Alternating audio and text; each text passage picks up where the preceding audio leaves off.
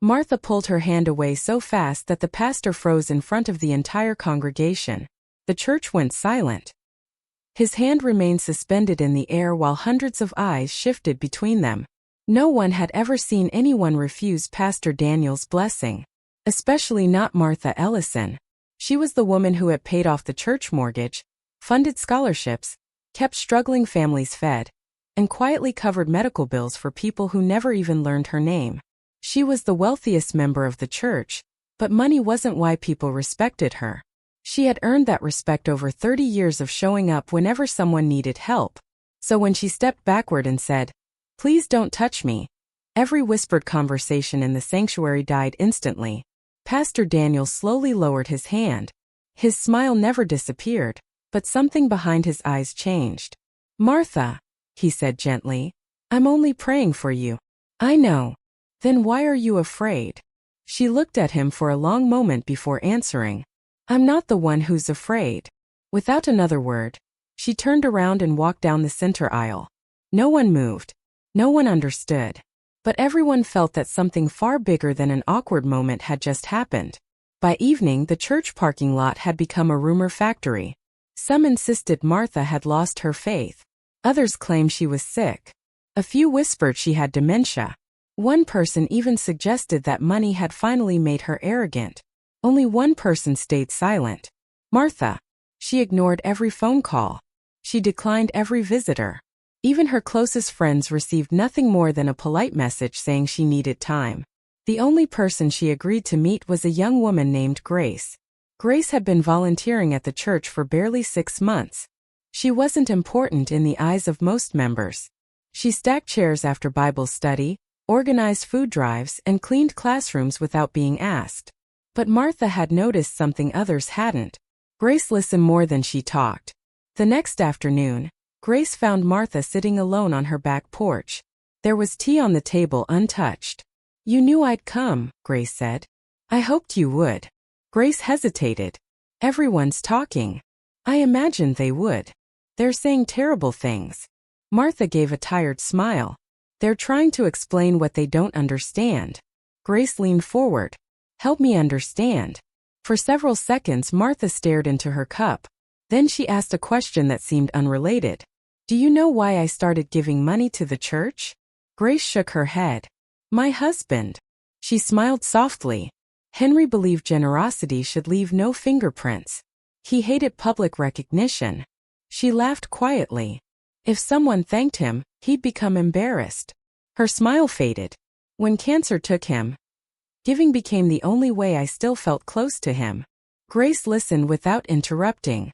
"But lately," Martha continued, "I've been wondering whether my gifts are still serving God or serving someone's ambition." Grace frowned. "What do you mean?" Instead of answering, Martha stood and disappeared inside. She returned carrying a thin folder. Inside were copies of invoices, bank transfers, building contracts, private emails. Grace read in silence. The numbers didn't make sense. Construction costs had doubled without explanation. Relief funds had been redirected. Donations listed as anonymous had somehow become promotional campaigns. The church had never struggled financially. Yet people were constantly told more money was urgently needed. Grace looked up. "Where did you get these?" "I paid for an independent audit." "You investigated the church?" "I investigated my own giving." Grace stared at her. "You think Pastor Daniel is stealing?" Martha closed the folder. "I don't think. You know. I know enough to ask questions." Grace swallowed hard. "So why embarrass him during the service?" "I didn't." Grace blinked. "I refused his touch." "That's different." Martha looked toward the horizon. "If I'd accused him publicly, people would have defended him before hearing evidence. But refusing his touch made everyone ask why." Grace finally understood. The silence hadn't been an accident. It had been an invitation. Over the following week, strange things began happening. The church accountant resigned without explanation. A maintenance supervisor suddenly left town. Financial records became unavailable because of what staff called a computer issue. Pastor Daniel preached an entire sermon about loyalty. He never mentioned Martha by name. He didn't have to, Beware those who allow pride to disguise itself as discernment, he told the congregation. Many nodded. Several glanced toward Martha's usual seat. It remained empty. Meanwhile, Grace couldn't stop thinking about the documents. She volunteered to help organize archived donation records. Nobody questioned it. She had always been dependable. Hours turned into days. Small inconsistencies became larger ones. Missing receipts, duplicate payments, contracts awarded to companies connected to people inside church leadership. Nothing alone proved corruption. Together, they painted a troubling picture. Grace brought everything back to Martha. I was hoping I was wrong, she admitted. So was I. What happens now? Martha sighed. Truth has terrible timing. Grace frowned. What does that mean? It arrives only after people have become comfortable believing something else. A week later, Pastor Daniel appeared unexpectedly at Martha's home. He came alone. No church elders. No witnesses. When she opened the door, he smiled warmly. I've missed seeing you. I imagine you haven't missed the questions. His smile tightened. I came because I care about you. You came because people have started asking why I left. He lowered his voice. You've always been wise enough to handle disagreements privately. I tried. When? The letters I sent. Pastor Daniel looked genuinely confused. What letters? She watched his face carefully. I sent 3. He didn't answer. They never reached you, did they? Still silence. Something clicked inside both of them at exactly the same moment. Someone between them had intercepted every attempt she'd made to speak privately. Pastor Daniel slowly sat down. For months, he whispered. I've been told you refused meetings. And I've been told you ignored mine. Neither spoke. For the first time, Martha saw uncertainty instead of confidence. It wasn't proof of innocence. But it wasn't the face she'd expected. You should see the documents, she finally said. He did. Over the next 2 hours they went through every page together. He stopped speaking halfway through. By the last document his hands were shaking. I approved these budgets. He flipped another page. But these aren't the numbers I signed. Martha remained quiet. I trusted people. So did I. Neither of them realized someone was watching from across the street. 3 nights later, Grace's apartment was broken into.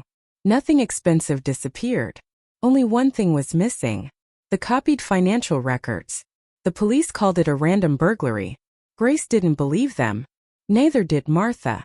Which meant someone else knew the truth was getting close. Pastor Daniel called an emergency meeting with the church elders. What happened inside that room remained secret for 2 hours.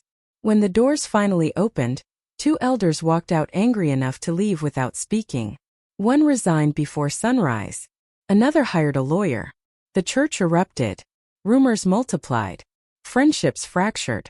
Families argued. Some blamed Martha. Others blamed Pastor Daniel. Few knew where the truth actually lived. Then came Sunday. The sanctuary was fuller than anyone could remember. People weren't there for worship alone. They wanted answers. Pastor Daniel stepped to the pulpit. He looked older than he had the week before. He took a deep breath. I owe you the truth. The room became perfectly still. I believed trust was enough. He paused. It wasn't. He admitted that financial oversight had become careless. That authority had become concentrated. That people he trusted had manipulated systems while he focused on growing the church. He accepted responsibility. Not because he had personally taken money, but because leadership without accountability had made it possible. Gasps echoed across the sanctuary. Then he said something no one expected. The first person who tried to warn us was Martha. Every head turned. She hadn't planned to attend. She'd slipped quietly into the back row before the service began. Pastor Daniel looked directly at her. When she refused my touch. His voice caught. I thought she was rejecting me. He shook his head. She was rejecting the illusion that appearances matter more than truth. He stepped down from the platform, walked slowly through the aisle, stopped several feet away from Martha. This time, he didn't reach toward her. Instead, he bowed his head. I'm sorry. The silence felt completely different from the 1 week earlier. No tension. No fear. Just honesty. Martha walked toward him. The congregation watched every step. "You know why I couldn't let you touch me?" she asked softly. He nodded once. "I think I do. I wasn't protecting myself." She looked around the sanctuary. "I was protecting the meaning of a blessing." Tears filled several eyes. A blessing should never become a shield that hides difficult questions. Pastor Daniel whispered, "You're right." Only then did Martha place her own hand gently on his shoulder. Not as someone declaring victory, not as someone claiming moral superiority, but as one flawed believer reminding another that repentance begins where pride ends. Months later, the church looked different. Independent financial oversight replaced blind trust. Anonymous giving truly became anonymous again.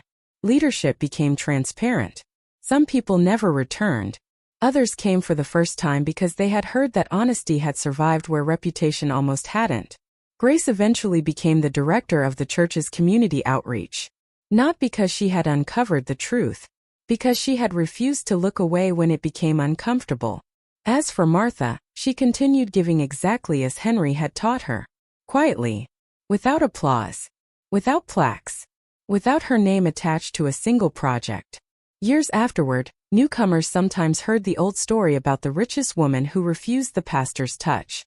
Most assumed it was about wealth, or conflict, or scandal. It wasn't.